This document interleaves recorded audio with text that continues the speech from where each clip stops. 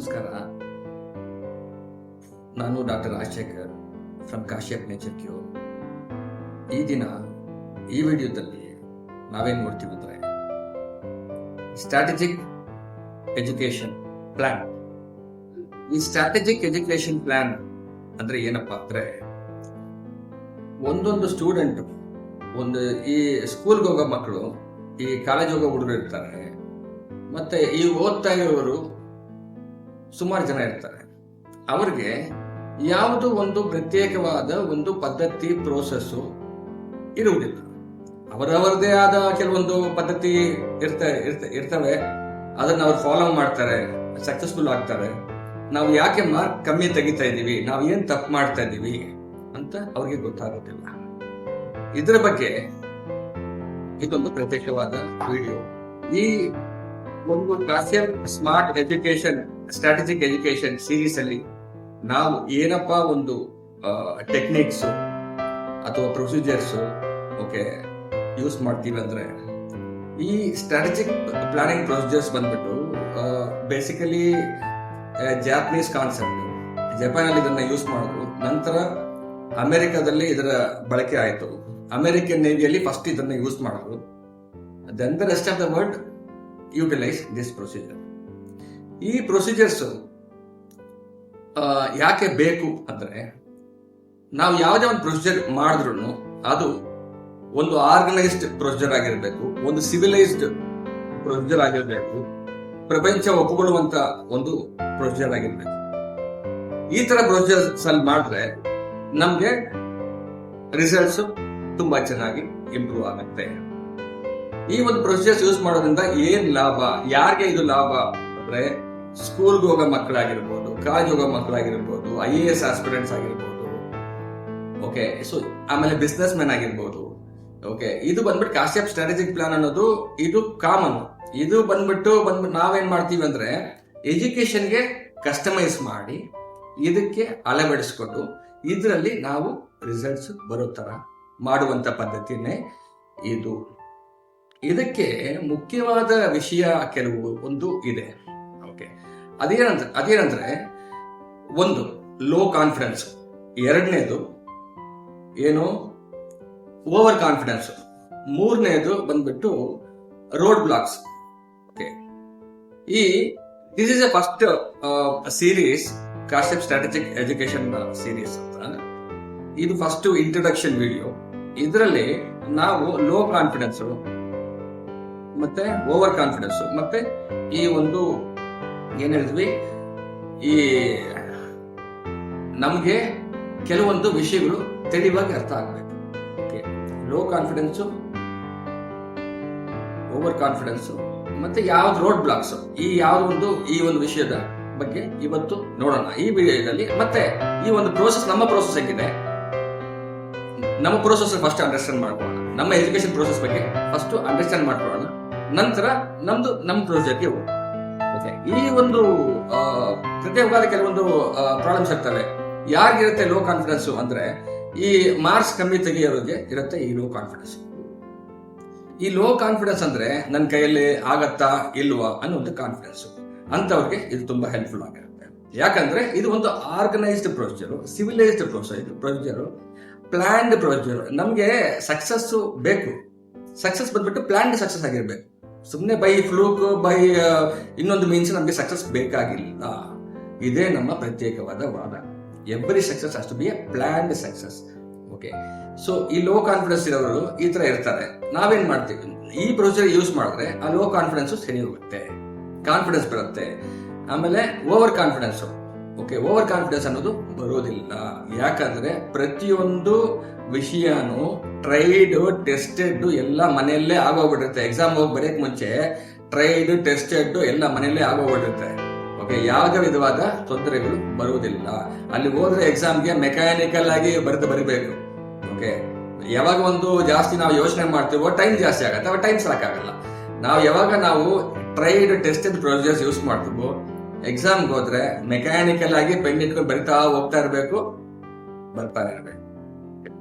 Over confidence, low confidence, ಆಮೇಲೆ road blocks. ಈ road blocks ಅನ್ನೋದೇ ತುಂಬಾ ಇಂಪಾರ್ಟೆಂಟ್ ಆದ ವಿಷಯ. ಕೆಲವೊಂದು ವ್ಯಕ್ತಿಗಳಿಗೆ ಏನಂತಂದ್ರೆ ಅದಾಗಲ್ಲ, ಅದು ಹಂಗ್ ಬರಲ್ಲ, ಹಿಂಗಾಗಲ್ಲ, ಹಂಗಾಗಲ್ಲ ಅನ್ನೋ ಒಂದು ವಿಷಯ ಇರುತ್ತೆ. ಓಕೆ, ಈ ರೋಡ್ ಬ್ಲಾಕ್ಸ್ ಇಟ್ಕೊಂಡಿರೋರಿಗೆ ತುಂಬಾ ಕಷ್ಟ. ಓಕೆ, ಈ ರೋಡ್ ಬ್ಲಾಕ್ಸ್ ನಾವು ಬಿಟ್ಬಿಡೋಣ. ಓಕೆ, ಓನ್ಲಿ ಚೇಂಜಸ್ ಆಗಬೇಕು. Only when you are uncomfortable, only when you make yourself uncomfortable, you can reach better heights. Okay, inclination to changes will happen. Inclination to better understanding, good understandings will happen, good learnings will happen. Inclination to better process or procedures, best practices will happen. So this is what we are interested in strategizing the plan. ಇವಾಗ ನಮ್ಮ ಪ್ರೋಸೆಸ್ಗೆ ಹೋಗೋಣ. ನಮ್ಮ education process ಅಲ್ಲಿ ನಾವು ಯಾಕೆ ತಪ್ಪು ಮಾಡ್ತಾ ಇದ್ದೀವಿ, ಎಲ್ಲಿ ತಪ್ಪು ಆಗ್ತಾ ಇದೆ ಅಂತ ಒಂದು ತಿಳುವಳಿಕೆ ಕೊಡುವಂತ ಪ್ರೋಸೆಸ್ ಇಲ್ಲ.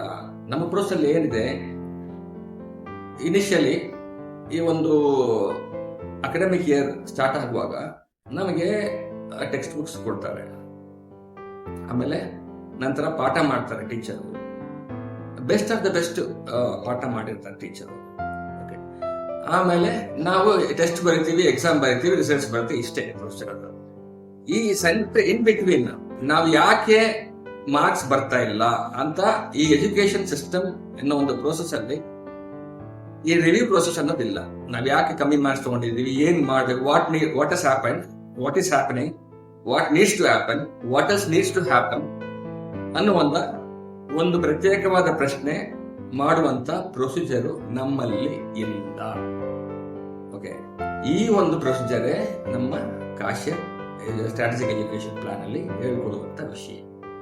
ಇವಾಗ ಟೀಚರು ಪಾಠ ಮಾಡ್ತಾರೆ, ಒಂದು ಸಿಂಪಲ್ ನಮ್ಮ ಪ್ರೋಸ್ ಅಲ್ಲಿ every time when I am telling something ಅದರಲ್ಲಿ ಕೆಲವೊಂದು ಟಿಪ್ಸ್ ಇರ್ತಾ ಇದೆ, ನಾವು ಏನ್ ತಪ್ಪು ಮಾಡ್ತಾ ಇದೀವಿ ಅಂತ ಒಂದು ವಿಷಯ ಆಗುತ್ತೆ. ನಮ್ಮ ಟೀಚರ್ಗಳು, ನಮ್ಮ ಪ್ರೊಫೆಸರ್ಗಳು ಪಾಠ ಮಾಡ್ತಾರೆ. ಒಂದು ಕ್ಲಾಸ್ ತಗೊಬೇಕಂದ್ರೆ ಆ ಟೀಚರ್ ಆ ಪ್ರೊಫೆಸರ್ ಆಗಲಿ ಎಷ್ಟು ಕಷ್ಟಪಟ್ಟಿರ್ತಾರೆ, ಅದನ್ನ ಓದ್ಕೊಂಡ್ ಬಂದಿರ್ತೀವಿ, ಅದಕ್ಕೆ ಆ ತಿಳುವಳಿಕೆ ಪ್ರಾಪರ್ ಆಗಿ ನಾಲೆಜ್ ತಗೊಂಡು ಬಂದನೆ ನಮ್ಮ ಮುಂದೆ ನಿಂತ್ಕೊಂಡು ಹೇಳೋರು. ನಾವು ಫಸ್ಟ್ ಅವರಿಗೆ ಗೌರವ ಕೊಡ್ಬೇಕು. ಯಾಕಂದ್ರೆ ನಾವು ಓದ್ಬೇಕು ಅಂತ, ನಾವು ಸ್ಟೂಡೆಂಟ್, ಪ್ರತ್ಯೇಕವಾದ ಒಂದು ಸ್ಟೂಡೆಂಟ್ ಅಂತ ಅನ್ಕೊಳ್ಳೋಣ. ನಾವು ಸ್ಟೂಡೆಂಟ್, ನಮಗೆ ಪಾಠ ಹೇಳ್ಕೊಡ್ಬೇಕಂತೆ ಅವ್ರು ಕಷ್ಟಪಟ್ಟು ಓದ್ಕೊಂಡ್ಬಂದು ಅದನ್ನ ಇಷ್ಟು ಈಸಿಯೆಸ್ಟ್ ವೇ ಅಲ್ಲಿ ಅವರು ಜ್ಞಾಪಕ ಇಟ್ಕೊಂಡು ಆ ಸಿಂಪಲ್ ಪ್ರೊಸೀಜರ್ಸ್ ನಮ್ಗೆ ಹೇಳ್ಕೊಡ್ತಾರೆ. ಓಕೆ, ಈ ಹೇಳ್ಕೊಡುವಾಗ ನಾವೇನ್ ಮಾಡ್ತೀವಿ, ನಮ್ಮ ಡಿಸ್ಟ್ರಾಕ್ಷನ್ ಇರುತ್ತೆ. ನಾವು ಕರೆಕ್ಟ್ ಆಗಿ ಅವ್ರು ಹೇಳೋದನ್ನ ಕೇಳಿಸ್ಕೊಳ್ಳೋದಿಲ್ಲ, ಪ್ರಾಪರ್ ಕಾನ್ಸಂಟ್ರೇಷನ್ ಇರೋದಿಲ್ಲ, ಪ್ರಾಪರ್ ಅಂಡರ್ಸ್ಟ್ಯಾಂಡಿಂಗ್ ಕ್ಲಾಸ್ ಅಲ್ಲೇ ಅಂಡರ್ಸ್ಟ್ಯಾಂಡ್ ಆಗ್ಬಿಡ್ಬೇಕು. ನಾವು ಕ್ಲಾಸ್ ಅಲ್ಲಿ proper understanding 99% understanding will happen in the class it self. Okay, ಅಲ್ಲೇ ನಾವು ಪ್ರಾಪರ್ ಆಗಿ ನಾವು ಕಾನ್ಸಂಟ್ರೇಷನ್ ನಿಗಾ ಇಟ್ಟು ಕೇಳಿದ್ರೆ 99% ಅಲ್ಲೇ ನಮ್ಗೆ ಎಲ್ಲಾ ಕ್ಲಾರಿಟಿ ಸಿಗ್ಬಿಡುತ್ತೆ. ಸಣ್ಣ ಪುಟ್ಟ ಡೌಟ್ ಇರುತ್ತೆ, ಅದು ಪ್ರತ್ಯೇಕವಾಗಿ ಮೇಡಮ್ ನೀವು ಅರ್ಥ ಆಗಿಲ್ಲ, ನೀವು ಪೊಲೈಟ್ ಆಗಿ ಮಾತಾಡ್ಬೇಕು, ಯಾವ ಒಂದು ವಿಷಯ ನೀವು ಸಾಧಿಸ್ಕೊಬೇಕು, ಟೀಚರ್ಸ್ ಹತ್ರ ಕೇಳ್ಬೇಕು, ತಿಳ್ಕೊಬೇಕು, ದಯವಿಟ್ಟು ಪೊಲೈಟ್ ಆಗಿ ಹೋಗಿ, ನಮ್ ಮೇಡಮ್ ನೀವು ತುಂಬಾ ಚೆನ್ನಾಗಿ ಪಾಠ ಮಾಡಿದ್ರ, ಈ ಟಾಪಿಕ್ ಎಲ್ಲಾ ವಿಷಯನೂ ಅರ್ಥ ಆಯ್ತು, ಈ ಕೆಲವೊಂದು ವಿಷಯ ಅರ್ಥ ಆಗಿಲ್ಲ ಅಂತ ಪೊಲೈಟ್ ಆಗಿ ಕೇಳಿ ಕ್ಲಾಸ್ ಅಲ್ಲೇ ಎಲ್ಲ ಸಾಲ್ವ್ ಮಾಡ್ಕೊಳ್ಳಿ. ಆಮೇಲೆ ಮುಖ್ಯವಾಗಿ ಅಲ್ಲೇ ನೀವೆಲ್ಲ ಸಾಲ್ವ್ ಮಾಡ್ಕೊಂಡ್ರಿ ಅಂದ್ರೆ once you have a proper understanding, next ಏನ್ ಮಾಡ್ಬೇಕಂದ್ರೆ ಅವತ್ತೇ ನೀವು ಬಂದ್ಬಿಟ್ಟು ಅದನ್ನ ಓದ್ಬೇಕು. ಒಂದ್ಸಲಿ ಅದನ್ನ ಓದಿ ತಿಳುವಳಿಕೆಗೆ ಪ್ರಾಪರ್ ಅಂಡರ್ಸ್ಟ್ಯಾಂಡಿಂಗ್, ಇನ್ನೊಂದ್ಸಲಿ ನೀವು ಓದಿದ್ರೆ ಟೆಕ್ಸ್ಟ್ ಬುಕ್ ಪ್ರಾಪರ್ ಅಂಡರ್ಸ್ಟ್ಯಾಂಡಿಂಗ್ ಆಗ್ಬಿಡುತ್ತೆ. ಒನ್ಸು ಆ ಪ್ರಾಪರ್ ಅಂಡರ್ಸ್ಟ್ಯಾಂಡಿಂಗ್ ಇತ್ತಂದ್ರೆ ನಿಮಗೆ ನೆಕ್ಸ್ಟ್ ಸ್ಟೇಜ್ಗೆ ಈಸಿ ಆಗುತ್ತೆ. ಫಸ್ಟ್ ಡೇ ಓಕೆ, ಯಾವತ್ತು ಆ ಪಾಠ ಮಾಡಿದ್ರು ಅವತ್ತೇ ಅದನ್ನ ಓದ್ಬಿಡ್ಬೇಕು. ಅದು ಓದದಂಗೆ ನೀವು ನಿದ್ದೆ ಮಾಡಬೇಡಿ ದಯವಿಟ್ಟು. ಓಕೆ, ಸೊ ಈ ಒಂದು ಫಸ್ಟ್ ಪಾಯಿಂಟ್ ನೀವು ಕ್ಲಾರಿಟಿ ಸಿಕ್ಬಿಟ್ರೆ ನಿಮಗೆ ತುಂಬಾ ಈಸಿ ಆಗುತ್ತೆ, ತುಂಬಾ ಈಸಿ ಆಗುತ್ತೆ. ಓಕೆ, ಅಲ್ಲಿ ಕ್ಲಾಸ್ ಅಲ್ಲಿ ಸರಿ ಕೇಳಿಸ್ಕೊಂಡಿಲ್ಲ ಅಂದ್ರೆ ನಿಮ್ಗೆ ಏನಾಗುತ್ತೆ, ನೀವು ಸ್ಲಾಗ್ ಮಾಡ್ಬೇಕು, ನೀವು 10 ಸಲ ಓದ್ಬೇಕಾಗಿರೋದು ವಿಷಯನ ಅವರು ತುಂಬಾ ಸಿಂಪಲ್ ಆಗಿ ತುಂಬಾ ಈಸಿಯಾಗಿ ನಿಮ್ಗೆ ಅಲ್ಲಿ ಕ್ಲಾಸ್ ಅಲ್ಲಿ ಹೇಳ್ಕೊಡ್ತಾರೆ. ಯಾವಾಗ ನೀವು ಕಾನ್ಸಂಟ್ರೇಷನ್ ನಿಗಾ ಇಟ್ಕೊಂಡು ಕೇಳ್ತಿರೋ 99% ಆಫ್ ದ ಪ್ರಾಬ್ಲಮ್ ಸಾಲ್ವ್ ಆಗ್ಬಿಡುತ್ತೆ. ನೀವು ನೆಕ್ಸ್ಟ್ ಈಸಿಯಾಗಿ ಅದನ್ನ ಓದ್ಕೊಂಡು ಹೋಗಿ ಎಕ್ಸಾಮ್ ಬರ್ಲಿಕ್ಕೆ ತುಂಬಾ ಈಸಿ ಆಗುತ್ತೆ. ಫಸ್ಟ್ ಥಿಂಗ್, ಇವಾಗ ಕ್ಲಾಸ್ ಅಲ್ಲೆಲ್ಲ ಅಂಡರ್ಸ್ಟ್ಯಾಂಡಿಂಗ್ ಆಯ್ತು, ನಾವು ಓದಿದ್ದೀವಿ. ಓಕೆ, ನೆಕ್ಸ್ಟ್ ಏನು? ಓಕೆ, ನಮಗೆ ಯಾವೊಂದು ವಿಷಯನೂ ರಿಪೀಟೆಡ್ ರಿವಿಷನ್ ಇಲ್ಲ ಅಂದ್ರೆ ಅದು ನಮ್ಮ ತಲೆಯಲ್ಲಿ ಮೆಮೊರಿಯಲ್ಲಿ ಸ್ಟೋರ್ ಆಗಲ್ಲ. ಇವತ್ತು ಮಾಡಿದಾರು ಪಾಠ, ಇವತ್ತು ನೈಟ್ ಓದಿದೀವಿ, ನೆಕ್ಸ್ಟ್ ಡೇ ಇವತ್ತು ಓದೋದಕ್ಕೆ ಹಾಫ್ ಅನ್ ಅವರ್ ಆಯ್ತು. ಆ ಒಂದು ಪರ್ಟಿಕ್ಯುಲರ್ ಕ್ವಶನ್ ನ ಅಂಡರ್ಸ್ಟ್ಯಾಂಡಿಂಗ್ ಮಾಡ್ಕೊಳ್ಳಿಕ್ಕೆ, ಪರ್ಟಿಕ್ಯುಲರ್ ಕ್ವಶನ್ ಆನ್ಸರ್ ನ ಅಂಡರ್ಸ್ಟ್ಯಾಂಡ್ ಮಾಡ್ಕೊಳ್ಳಿಕ್ಕೆ ಒಂದು ಹಾಫ್ ಅನ್ ಅವರ್ ಆಯ್ತು. ನೆಕ್ಸ್ಟ್ ಡೇ ಬಂದ್ಬಿಟ್ಟು ಅದು 10 minutes ಆಗುತ್ತೆ. ಅದಕ್ಕೆ ನೆಕ್ಸ್ಟ್ ಡೇ ಬಂದ್ಬಿಟ್ಟು ಅದು 5 minutes ಆಗುತ್ತೆ. ಓಕೆ, ಸೊ ಈ ತರ ಒಂದು ಇವತ್ತಿನ ಪಾಠ ನಾವು ಓದ್ಬೇಕಂದ್ರೆ ನಿನ್ನೆ ಏನ್ ಪಾಠ ಓದಿದೀವಿ ಅದನ್ನ ರಿವೈಸ್ ಮಾಡದೆ ಇವತ್ತಿನ ಪಾಠಕ್ಕೆ ಹೋಗಿಲ್ಲ. ಇದೆಲ್ಲ ಕೆಲವೊಂದು ರೂಲ್ಸ್ ನೀವು ಫಾಲೋ ಮಾಡ್ಕೊಳ್ಳಿ. ಓಕೆ, ನೆಕ್ಸ್ಟ್ ನಿಮ್ಗೆ ನೆಕ್ಸ್ಟ್ ಓದ್ಲಿಕ್ಕೆ ಆ ಎಸೆನ್ಸ್ ನೀವು ಓದಿರುವಂತ ಒಂದು ವಿಷಯನ ತಲೆಯಲ್ಲಿ ಸ್ಟೋರ್ ಮಾಡ್ಕೊಳ್ಳಿಕ್ಕೆ ತುಂಬಾ ಈಸಿ ಆಗುತ್ತೆ. ಮೆಮೊರಿ ಇಂಪ್ರೂವ್ ಆಗುತ್ತೆ, ಕಾನ್ಸಂಟ್ರೇಷನ್ ಇಂಪ್ರೂವ್ ಆಗುತ್ತೆ. Once you are on right track, ನಿಮ್ಗೆ ಓವರ್ ಕಾನ್ಫಿಡೆನ್ಸ್ ಆಗಲಿ, ಲೋ ಕಾನ್ಫಿಡೆನ್ಸ್ ಆಗಲಿ, ರೋಡ್ ಬ್ಲಾಕ್ಸ್ ಇರೋದಿಲ್ಲ. ಓಕೆ, ದಯವಿಟ್ಟು ಈ ಒಂದು ಪ್ರೊಸೀಜರ್ ಫಾಲೋ ಮಾಡಿ. ಓಕೆ, ನಂತರ ಸ್ಟೇಜ್ ಬೈ ಸ್ಟೇಜ್ ನೆಕ್ಸ್ಟ್ ಏನಾಗುತ್ತೆ, ಅವತ್ತು ಓದಿದೀವಿ, ನೆಕ್ಸ್ಟ್ ಟೆಸ್ಟ್ ಬರೆಯಕ್ಕೆ ಮುಂಚೆ ಏನ್ ಮಾಡ್ಬೇಕು, ಅದನ್ನ ಒಂದ್ಸಲಿ ಬರೆದು ಪ್ರಾಕ್ಟೀಸ್ ಮಾಡ್ಬೇಕು. ಬುಕ್ ಮುಚ್ಚಿ ಬರೆದು ಪ್ರಾಕ್ಟೀಸ್ ಮಾಡ್ಬೇಕು. ಓಕೆ, 24 hours ಟೀಚರು ಒಂದು ನಮಗೆ ಹೇಳ್ಕೊಡ್ಬೇಕು ಅಂತ ಒಂದು ಮೈಂಡ್ ಸೆಟ್ ಅಲ್ಲೇ ಇರ್ತಾರೆ. ಈ ಟೀಚರ್ ಅನ್ನೋದು ಒಂದು ಮೈಂಡ್ ಸೆಟ್. ಓಕೆ, ಸ್ಟೂಡೆಂಟ್ ಅನ್ನೋದು ಒಂದು ಮೈಂಡ್ ಸೆಟ್. ಓಕೆ, ಟೀಚರ್ ಕೆಲಸ ಅನ್ನೋದು ಪ್ರಪಂಚದಲ್ಲಿ ಅತಿ ಕಷ್ಟವಾದ ಕೆಲಸ, ಟಫಸ್ಟ್ ಜಾಬ್ ಇನ್ ದ ವರ್ಲ್ಡ್ ಅಂದ್ರೆ ಅದು ಬಂದ್ಬಿಟ್ಟು ಟೀಚರ್ ಕೆಲಸ ಮಾತ್ರನೇ. ಓಕೆ, ಬೇರೆ ಎಲ್ಲಾ ಜಾಬು ಈಸಿನೇ. ಓಕೆ, ಇಷ್ಟೊಂದು ಕಷ್ಟಪಟ್ಟು ನಮ್ಮ ಟೀಚರ್ಗಳು ನಮ್ಮ ಬಂದು ಹೇಳ್ಕೊಡ್ತಾರೆ. ನಾವು ಅವ್ರಿಗೆ ಗೌರವ ಕೊಡೋಣ, ಯಾವಾಗ್ಲೂ ಅವ್ರು ಹೇಳ್ದಂಗೆ ಕೇಳೋಣ.